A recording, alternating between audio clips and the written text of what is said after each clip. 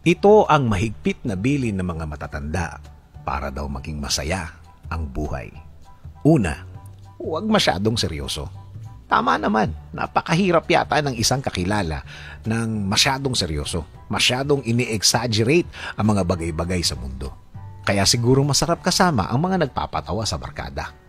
Pangalawa, laging gumalaw. Galaw-galaw para walang pumanaw.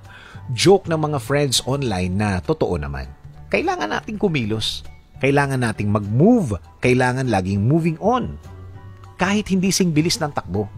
Maski lakad lang, basta gumagalaw. Pangatlo, magtrabaho para mabuhay. Magtrabaho para sa mahal sa buhay. Oo, mahirap ang buhay ngayon at kailangan kumita. Pero dapat may time ka pa rin para sa pamilya. Dahil ang time mo sa family mo ay time mo. Sana magets mo. Pang-apat, alisin ang kapit sa material.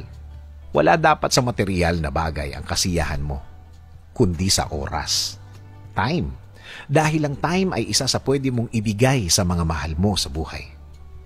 Paglaki ng mga bata, ang maalala nila ay gaanong karaming time ang naibigay mo sa kanila. Hindi sa material na bagay na naibigay mo sa kanila.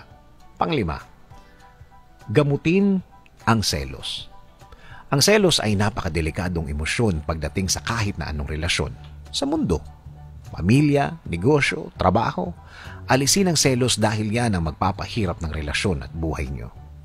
Pang-anim, itrato ang iba sa gusto mong trato sa'yo. Oo naman, lagi namang totoo ito. Lagi namang pwedeng i-apply ito. Kung hari o reyna ang gusto mong turing sa'yo, yun din ang ituring mo sa kanila. Babalik at babalik kung ano man ang ibinigay mo. Pang-pito, isipin lagi na kakampi mo ang Diyos. Napakasarap isipin na laging kakampi mo ang Diyos. Na sa bawat gagawin mo may guidance at blessing siya para tama ang ating pupuntahan. Lagi sinasabi ng mga matatanda na dapat sa buhay na ito ay sigurista ka.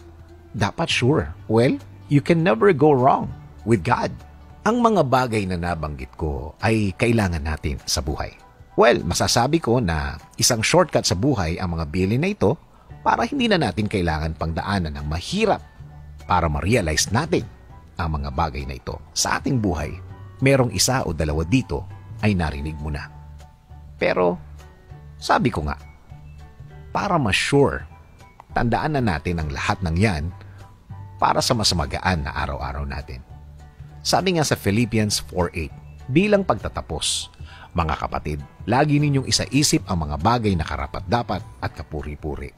Mga bagay na totoo, marangal, matuwid, malinis, kaibig-ibig, at kagalang-galang.